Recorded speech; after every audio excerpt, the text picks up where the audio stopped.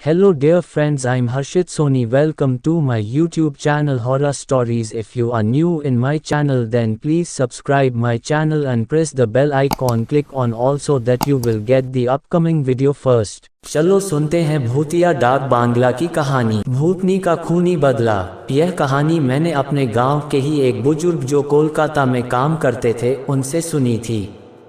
एक बार की बात है कि कुछ अंग्रेज शिकारी भारत के किसी जंगल में शिकार पर गए।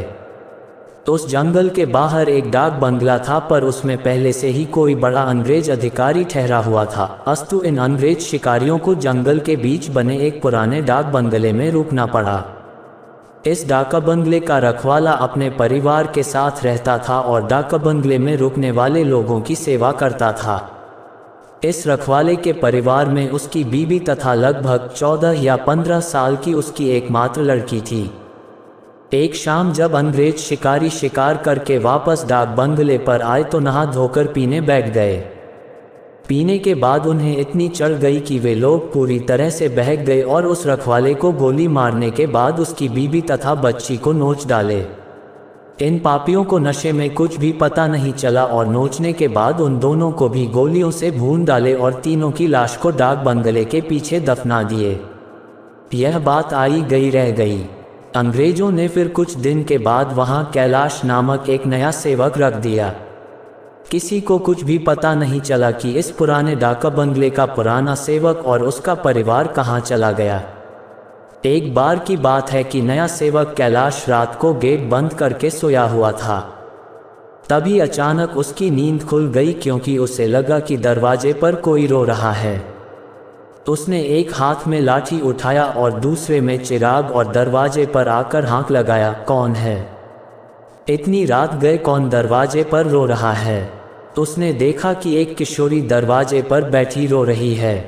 कैलाश उस किशोरी के पास गया और उसके सिर पर हाथ रखते हुए कहा कि बेटी रो मत, अंदर चल।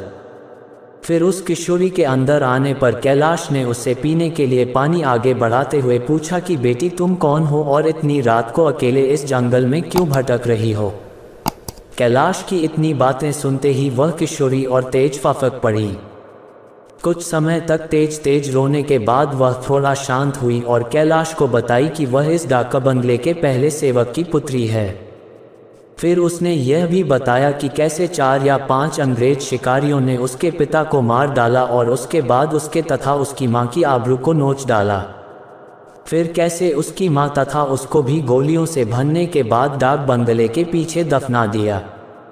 तो उस किशोरी की इतनी बातें सुनते ही कैलाश पूरी तरह सहम गया, पर निडरता दिखाते हुए पूछा कि ऐसे कैसे हो सकता है?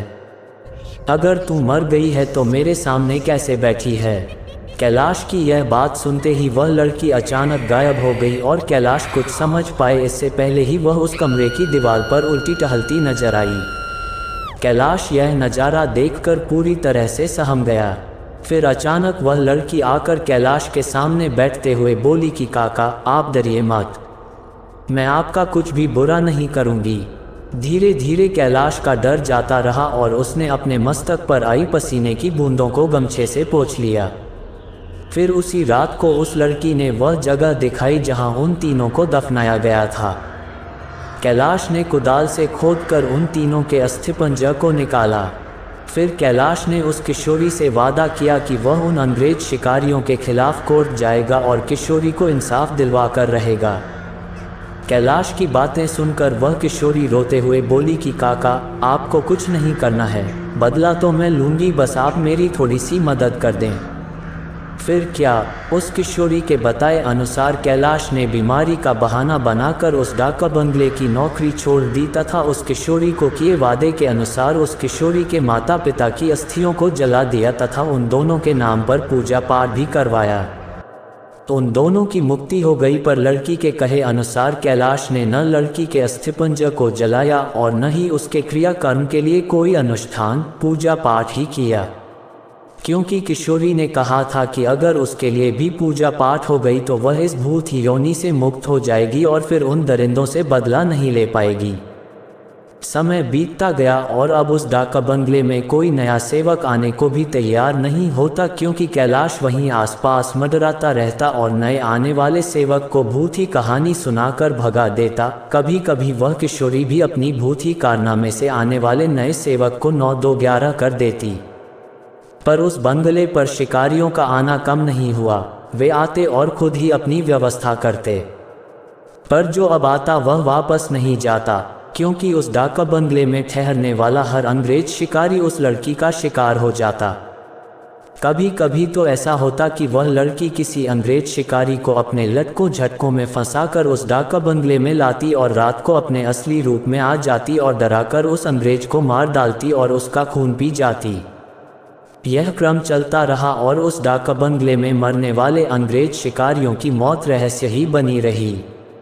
अंग्रेज अधिकारियों के लाख कोशिश के बावजूद न हत्यारा पकड़ में आता और नहीं मरने वाले अंग्रेज शिकारियों अधिकारियों के मौत का कारण पता चलता।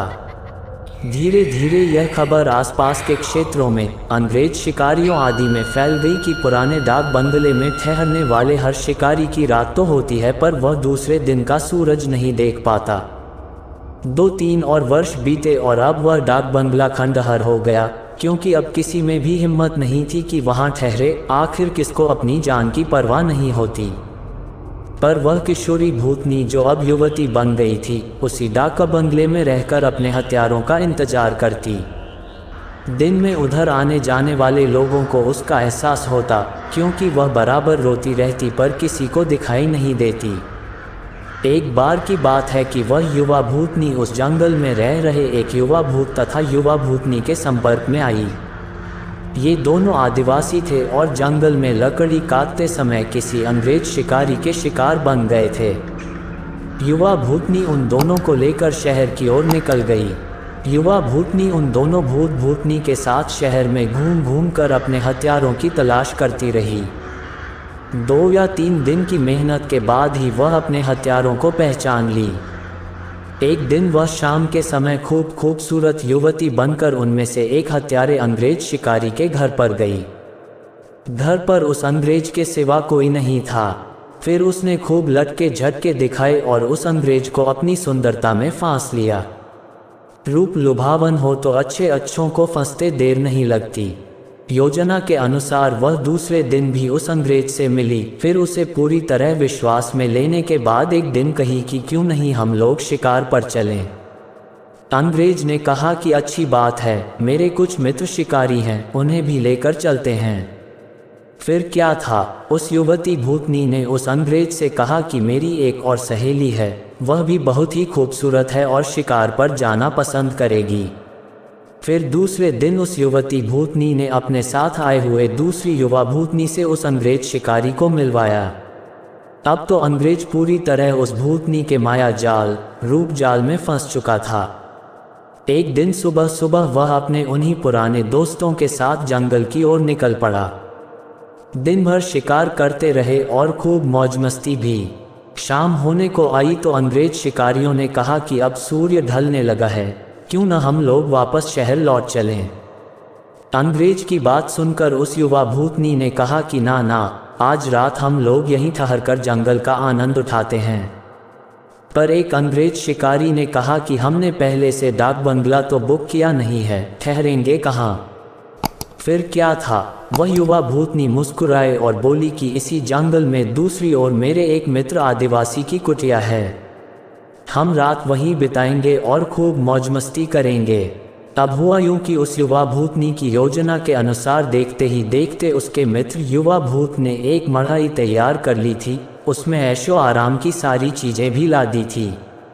तो उन दोनों युवा भूतनी के साथ ये अंग्रेज उस मढ़ाई में पहुंचे। इन अंग्रेज शिकारियों को उस मढ़ाई की दशा देखकर अजीब लगा, क्योंकि उस मढ़ाई में महलों बड़े बड़े होटलों जैसी व्यवस्था थी। रात को पार्टी शुरू हुई तथा साथ ही अंग्रेज अधिकारियों की सिट्टी पिट्टी गुम होना ही, क्योंकि पहले तो उन 2 युवा भूतनी जो देखने में बहुत खूबसूरत लग रही थी अचानक बहुत ही डरावनी रूप बना ली। ऐसा रूप जिसे देखते ही अच्छों की पैंट गीली हो जाए। फिर क्या था, उन भूतनियों ने ग्लास में खून भरकर लाकर उन अंग्रेजों को पिलाना शुरू कर दिया। किसी अंग्रेज की हिम्मत ही न थी कि वह ना करे, क्योंकि सबके सब पूरी तरह से डरे हुए थे और कांप रहे थे। अचानक आदिवासी युवा भी विकराल रूप में आ गया और अचानक उछलकर पास के एक मोटे पेड़ की मोटी शाखा को उछलकर इतना जोर से खींचा कि चर्र की आवाज के साथ वह मोटी शाखा टूट गई। उसके बाद वह विकराल भूत उन अंग्रेज शिकारियों में से एक को पकड़कर पैर के नीचे दबाकर देखते ही देखते चीर दिया और उसके खून को पीने लगा। तो उसका खून पीता देख दोनों भूतनियों ने भी लंबी लंबी विकराल चीख निकालते हुए खून पीने में उसका साथ देने लगी और साथ ही अपने बड़े बड़े नाखूनों से उसका शरीर जगह जगह से चीरने लगी।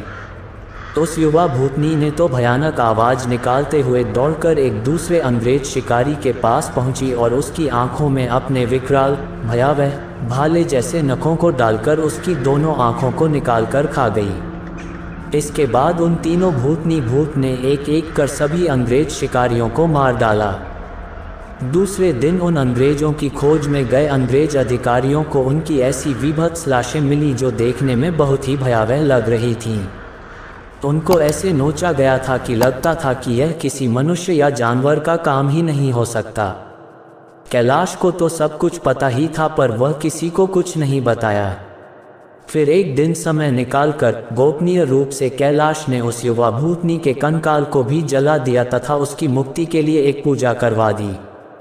यह एक काल्पनिक कहानी है, पर हकीकत भी हो सकती उन लोगों के लिए जो अपनी शक्ति संबंधों का नाजायज़ फ़ायदा उठाते हुए गलत कार्यों को अंजाम देते हैं और उन्हें लगता है कि कोई उनका बाल बांका भी नहीं कर सकता।